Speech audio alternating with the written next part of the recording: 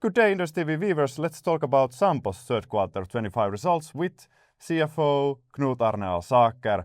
Knut, congrats for excellent results. Thank you very much. As usual, I'd like to ask, why did you not change the lower end of your full year guidance? Because the first 9 months of the year has been so good, so why didn't you raise up the guidance, the lower end, I mean?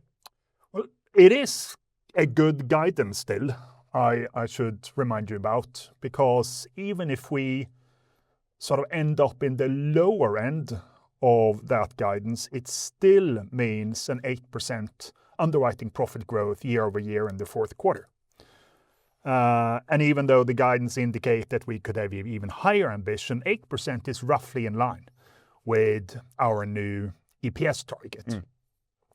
But the main reason for us not changing the guidance in either end was the storm called Amy, which primarily hit Norway a few weeks ago, which is included in the forecast, the estimates that we have for the full year in the fourth quarter, which has a estimated cost for us to the tune of 30 to 40 million euros.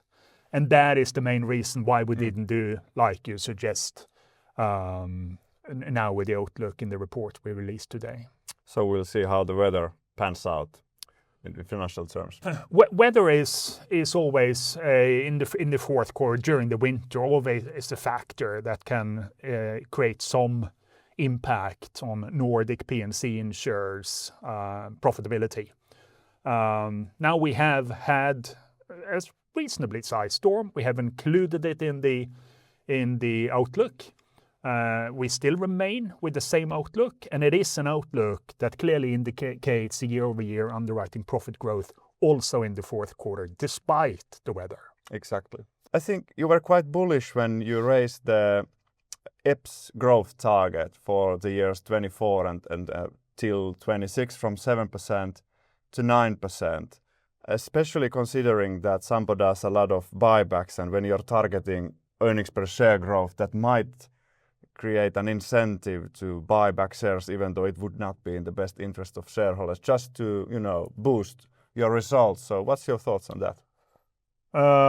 Let's see where to start. First of all, buybacks has nothing to do with the fact that we increased our target from above 7% to above 9% for the period 24 to 26. There's two reasons for that. Obviously, like I just said, it is a target for the 3 years, 24 to 26, and we've had excellent performance, way above 7% operating EPS growth for the first 7 quarters of these 3 years. So just to take that into account means that it made sense for us to consider the target. And then it also gives us a good comfort in terms of next year and the fourth quarter, which we just talked about, which will be also taken into account when considering the upgrade of the targets. The buybacks that we currently are doing are really no different than the original assumptions we had for buybacks when we gave the above 7% operating EPS growth target back at the CMD in March 24. Why don't you then guide investors about, let's say, operating earnings, but something not related to earnings per share?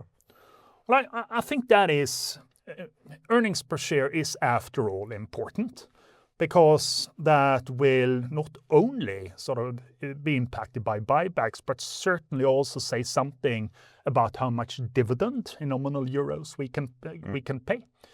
I think it was also important for us to talk about an earnings per share in connection with when we issued shares, not only bought back shares, but issued shares in connection with Top Denmark, to show that transaction actually would be accretive for our shareholders and our earnings per share when we realize the synergies out of that transaction. And obviously, with the increased synergies we announced a few months ago, that earnings EPS accretion will be even higher compared to our original announcement.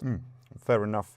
Then there was very interesting change in the tone of the CEO report, the first report Morten had written. He talked that Sampo is the biggest P&C player in the Nordics, but it's not number one in either of its main markets, number 2 or 3 or something like that, and that could create an interesting situation to try to be in the number one. And I think the tone is a lot more aggressive compared to historical Sampo, where you have put more emphasis on profitability rather than growth. And it's like in the past, it's been okay to lose market shares for many years in a row, even though now Sampo has gained market share for the last year. So what's behind this change? Well, first of all, you shouldn't consider that reflection which was done, that we have a very specific target to be number one in all the markets we operate in. That's really not a target we go to work thinking about. It's an illustration of the fact that, hey, we can continue to grow because there are companies that are, after all, bigger than us. So there are opportunities to grow and win market shares from these bigger companies, but to be number one in all markets, it's not one of our targets. So it's more like aspiration, or it's an aspiration to grow, and there are opportunities because there are companies that are bigger than us that we can win market shares from. But in terms of aggressiveness, we're not. I wouldn't say that we are aggressive, but if you think about the history of our P&C operations, we were established even before Sampo came in with really bad margins, loss-making margins, and then we've had a 2-decade journey to land where we currently are, which are excellent margins.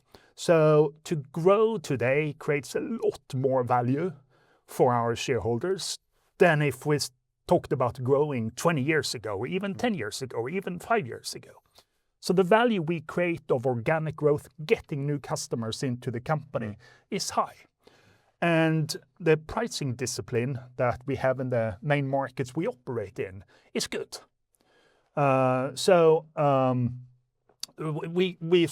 We get profitable business out of growing.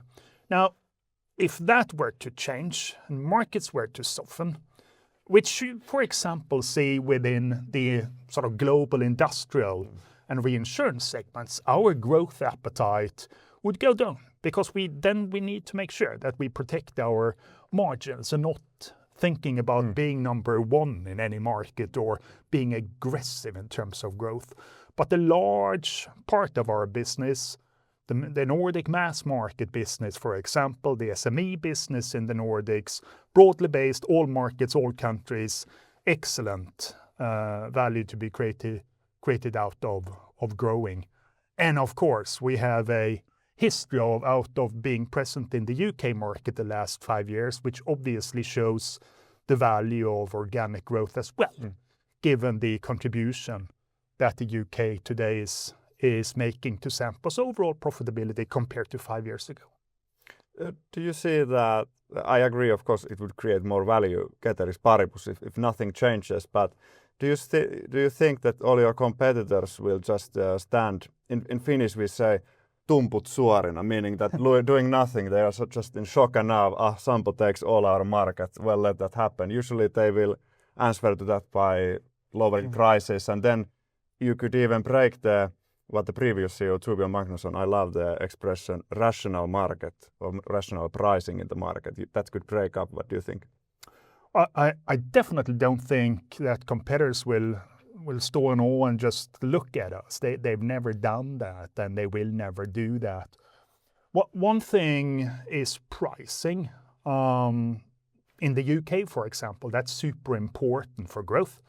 So if you don't want to grow, you just need to offer a less competitive price, so to speak. That has a very close link to growth in the UK. In the Nordics, price is one. But given the high retention we have in the Nordics, the fact that customers actually like us, stay with us, to make sure that that continues to be super high at close to 90% is important, because that means that you lose few customers.